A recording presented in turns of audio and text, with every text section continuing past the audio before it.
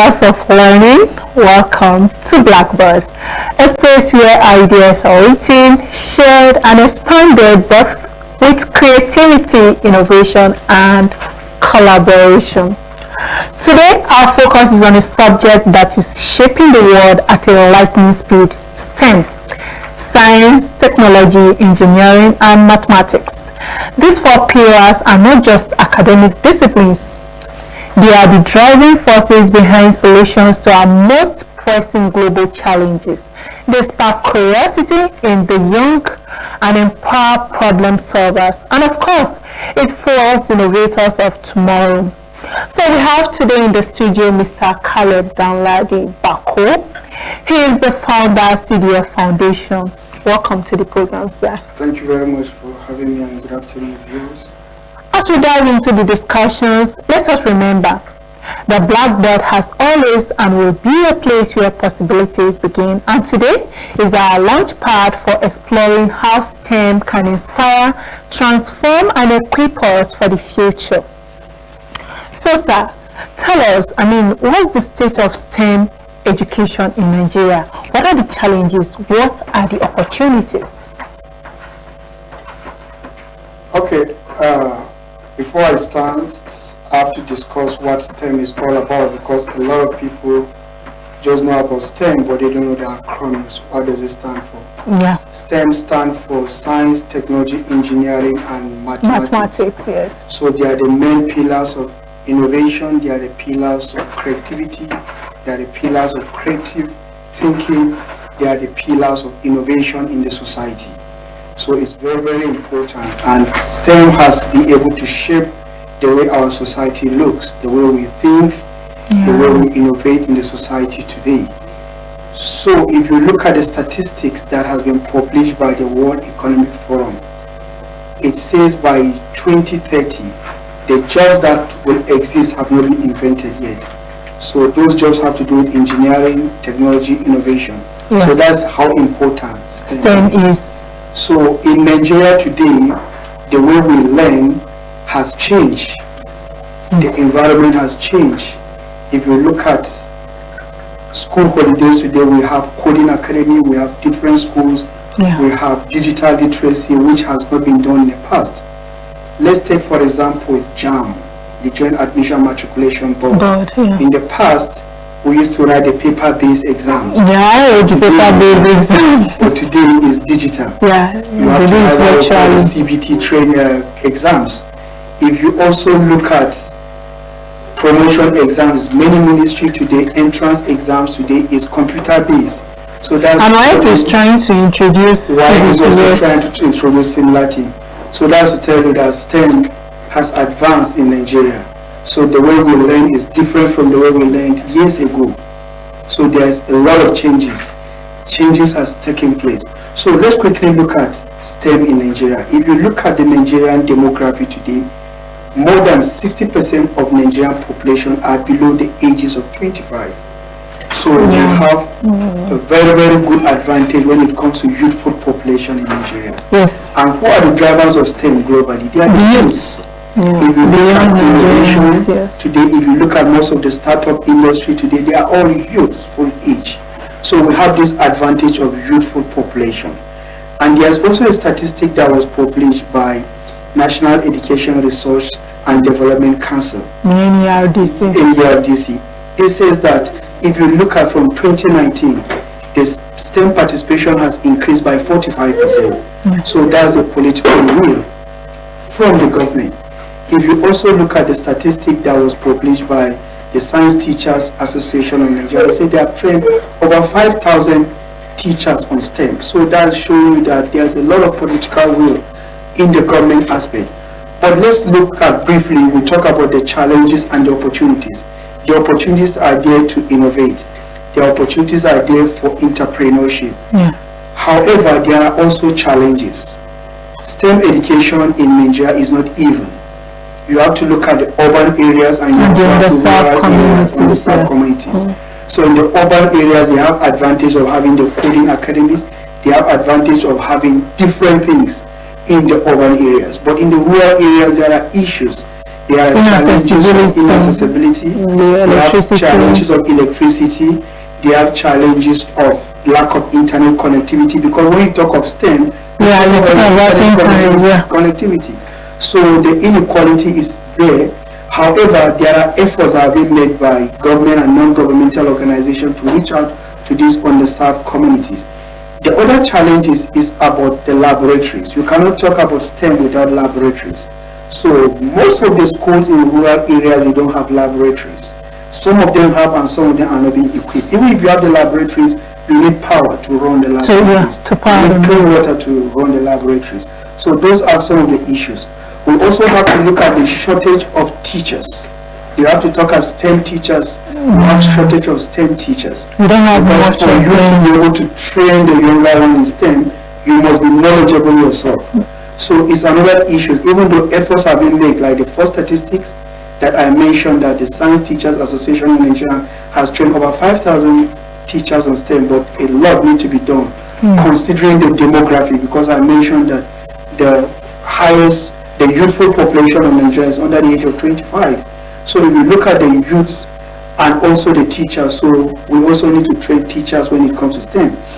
We also have some issues again when it comes to STEM. It's about gender, female representation when it comes to STEM. So we have less of female. We have less of female. If you look at the statistics that have been published by UNESCO, globally say 30%. Okay. Or 35% from UNESCO globally. Okay. In sub-Saharan region is 30%. And in Nigeria it says 22%. So we also need to bridge this gender gap. And if you look at gender, there are a lot of issues. It has to do with cultural norms, the acceptability in the society. And some parents also know, oh, how will I send my daughter to go and study mathematics? How will I send my daughter to go and study robotics, engineering, and related areas? And if you look at the common statistics in Nigeria today, if you go to a construction industry, how many females do you find there? Very few. Very few of them. So that's to show you that the number of females are very, very low in the STEM industry, and we need to bridge this gap. Okay, I think that sums the next question I was going to ask you. What are the challenges that these students might face? And then if you look at it, you've already summarized it, the issue of accessibility, internet, and then staff. They are understaffed or under-trained. I would say they should be trained, retrained, and all of that. So let's just look at the current state of STEM education in Nigeria. How do you describe that? Okay, first and foremost, I think the Nigerian government has done a lot when it comes to STEM education. If you look at the revised curriculum, previously the curriculum was old and outdated, but the Nigerian government has done a lot to improve the curriculum. The curriculum now incorporates innovation, it incorporates entrepreneurship, even at secondary level. So you can see there's a political will when it comes to the government. And there are a lot of policies the government has put in place, like the science, technology, and innovation. So those policies are in place to help. However, there are still challenges, even though the government has done a lot in their part, and there's a lot of political will. And if you also go to the Ministry of Science and Technology, there's also a department that deals with STEM. Also, does show a lot of political will from the government. And I must give a bit of credit, a lot of credit to the government. They have done a lot when it comes to STEM education. However, the government alone cannot do it. You have to have a non-governmental organization. We need stakeholders to collaborate. Collaboration. Not only the stakeholders, even the parents have a key role to play. You are, when they have to be liberal and allow children to practice now, right? So we have issues, challenges with STEM, but we have to go back to basics. We have to go back to the parents themselves. They should be able to afford some basic STEM tools to the children. We have to go back to the community leaders. They should be able to raise awareness about the importance of STEM. The world is evolving, is going global. If I give you an example, in the past we used to have Nokia phones. We used to have the Kodak camera that we snap. In the past we had papers, you're not even tab. I will just come to the studio and Kodak is not there. Today with your phone you can be able to snap. Why? Because those companies fail to invest in innovation. So we should be able to invest in innovation for the future of tomorrow. The world is moving at a fast pace. So we should be able to invest in innovation so that we can move with the global trend. Okay, so have you seen any innovative approach, any innovative programs that you think is making a difference when it comes to STEM? Maybe if it's from the government or even from non-state actors.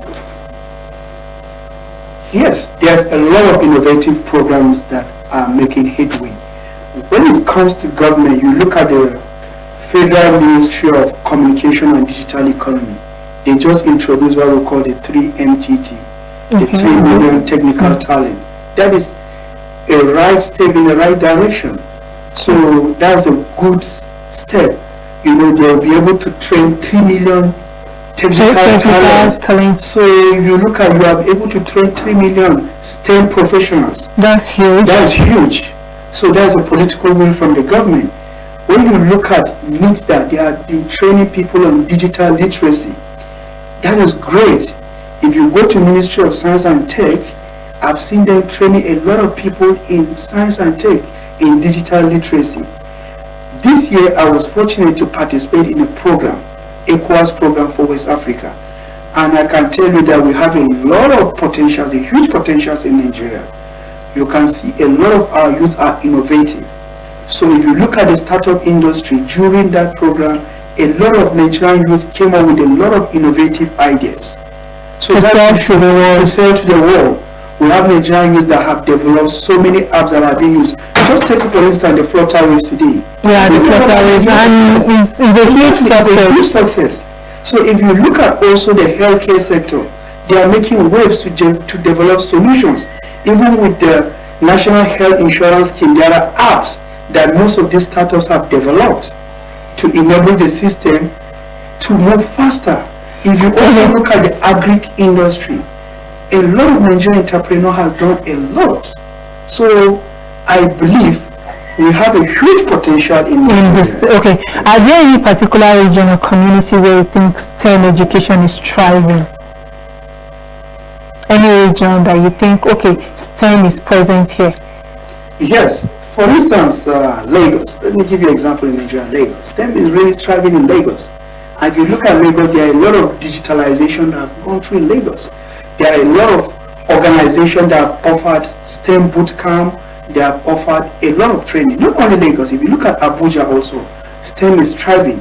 So if you look at Kaduna, Port Harcourt, most of the urban areas in Nigeria, STEM is thriving. They have done a lot. I give you an example in my organization. So recently we have developed what we call STEM competition. So it was open for children between the age of 8 and 13 in rural areas to be able to give out their innovative ideas. And to my greatest surprise, we received a lot of applications. And a lot of students have a lot of creativity. So STEM is not only striving in one location. I'm just giving you instances of places with the highest number. But if you look at the entire country, STEM is thriving, even in rural areas, through craft. It must not be something that has to do with internet. Even if you are developing a mat, you are producing a mat today. It's a creativity art. If you go to primary school in rural areas, they are doing a lot. But it's not even. The urban areas have gone far than the rural areas. Okay, listeners, we go on a quick break, and when we return, we will look at why STEM matters, why STEM is very important for us here in Nigeria. Don't go away. We were warned about this marriage. Because we did not listen, a young maiden is dead. Nana, come here. Hi. Why do you speak so freely with a stranger from Ajani? We were just talking about offering Odigijag a seat on the council. God be praised. Legodo say, Sisi, he has 2 wives. So why are you making it look like it is a big deal?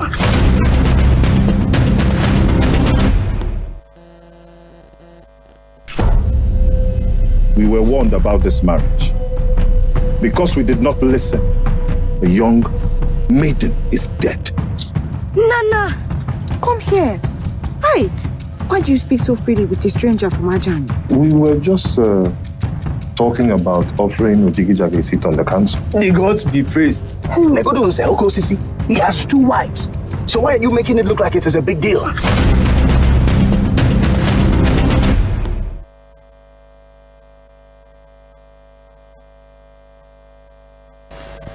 Welcome back. If you're just joining us, you're watching Blackbird on DSTV channel 392, StarTimes TV channel 507, and Free TV on UHL band channel 38. Before the break, we were talking about STEM with my guest, Mr. Caleb Danladi Baku. So we want to know why STEM is very important to us here in Nigeria. How can STEM skill help tackle Nigeria's biggest challenges? When I talk about our biggest challenges, you already know what it is. I'm talking about unemployment, health issues, and of course, even climate change. Okay, that's a very important question. Using STEM. Using STEM. So, first of all, STEM is all about creativity, problem solving, is innovation. So STEM, we have used STEM to be able to tackle a lot. If you look at some of the innovations that have to do with renewable energies among our Nigerian youth today is through STEM. And people that have invested in STEM, we can see the result. It's not about the number, but it's about the impact of STEM. If you look at the challenges we are having today, like unemployment, what STEM has done is to create employment opportunities. If you engage in art of creativity, if you engage in art of innovation, it's going to create a lot of employment opportunity for you. It's not only for you, but you are employing people that works for you. For instance, we have young Nigerians that have fintech industries. Yeah. They are not only providing employment opportunity for themselves, but they are also providing employment opportunity for others. Yes. That's one part of job creation. If you look at the challenges we are having today in our society, like power issue, water issue, the healthcare issue. You now have solar, which is which has complemented. So a lot of our youth have creative mind. They have been able to come with innovative ideas on how to improve power in our communities today. So if you look at also the healthcare sectors, they have come up with apps that you will just be in your house today and be able to call for ambulance. Previously, you have to call, and if the network is not good, it's a problem. Yeah. But within a minute or within a second. When it comes to agriculture, they have also innovated a lot, that you can sit and you can send drones to go and inspect the farm and look at the challenges that are happening. So a lot has been done. If you move to the human resource aspect, we have a lot of innovations that have been done. Instead of using the Excel, now you have what you just use within a click. So they are providing solutions to lightning speed. Exactly.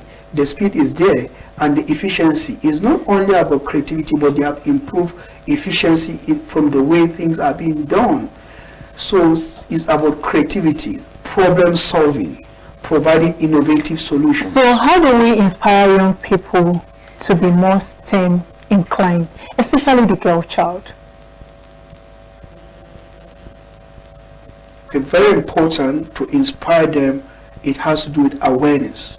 We have to raise awareness. Creating more awareness, because some people don't even know what is STEM. That's why when I started, I have to take time to explain, STEM stands for science, technology, engineering, and mathematics. So some people don't even know what is STEM. So we need to raise awareness about STEM. We need to go back to basic. We need to go back to the communities, to the local communities. We need to engage traditional rulers. We need to engage our youth to understand the benefit of STEM. We need to print posters. We need to showcase successful people. Have to come and talk about their stories. Success stories. To motivate others. And motivation is very important. You can ask these people, I have a STEM boot camp in this community. But if you don't motivate them, they are not going to go.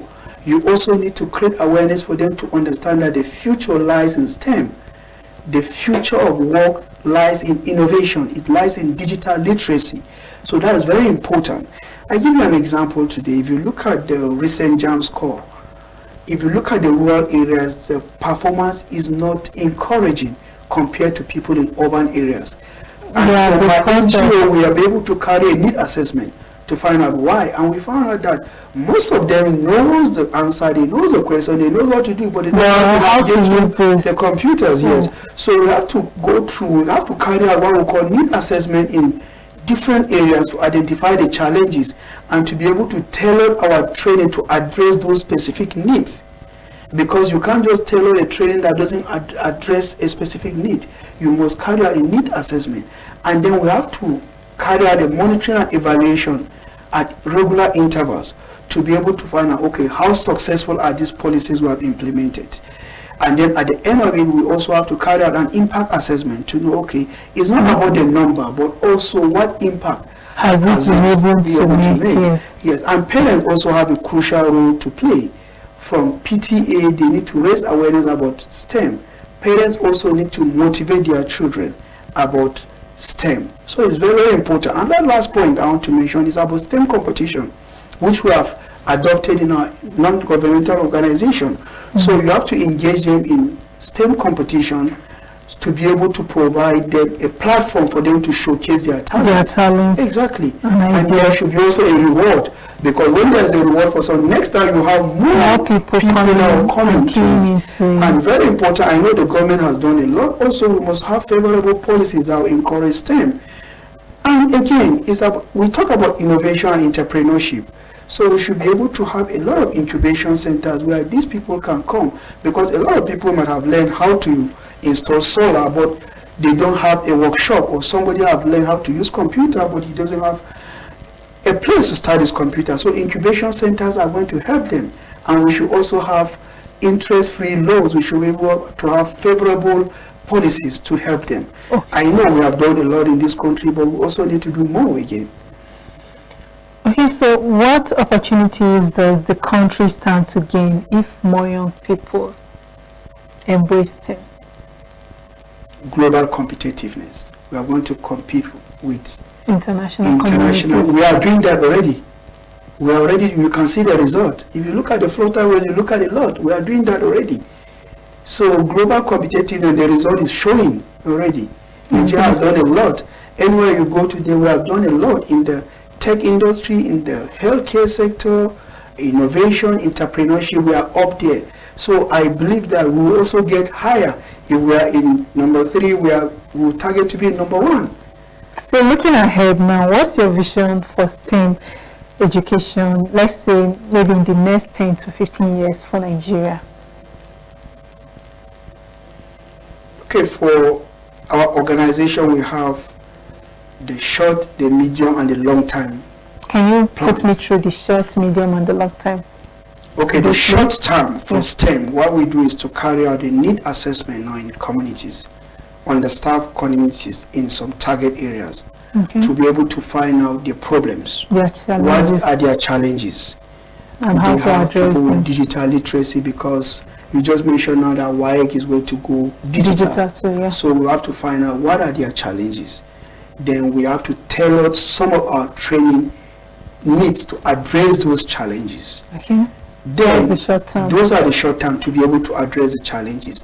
For the medium term, we should be able to train certain number of youths. Now we have a target to train 500 youths from now to 2026.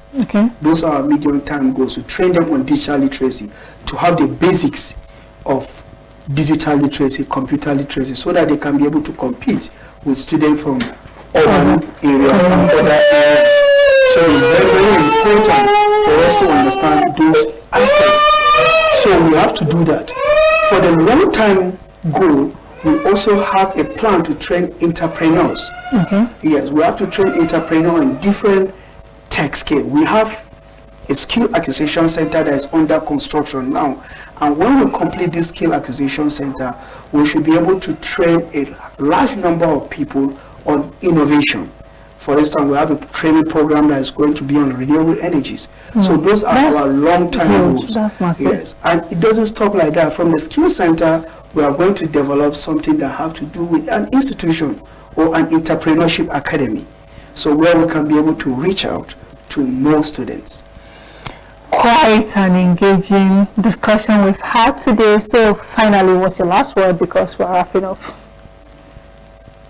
Okay, my last word is for our youth to be focused, to our youth to be innovative, for our youth to ensure that whatever they do, they put in their best.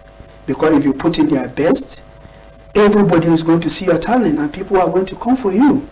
And a good name is better than sacrifice. So wherever you are, you have to represent our country.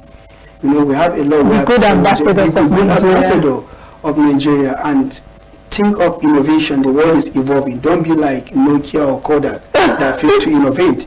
So be like iPhone. Exactly. At every time we have to think about creativity. We have to think about the challenges in our community and provide solutions. Thank you so much for coming on our program. We really appreciate you for your time. And as we bring today's section of Blackbird to a close, I hope you leave with more than just the information. I hope you carry with you a new sense of curiosity with the courage to ask big questions and, of course, the determination to find answers. STEM is not just a career path, it's a mindset. It is about observing the world with wonder, thinking critically, solving creatively, and building boldly. The challenges ahead may be complex, but so are we, and together we have the tools to meet them. So till I come your way again, same time, same station next week, I am Princess Sabra Usman. Enjoy the rest of your day.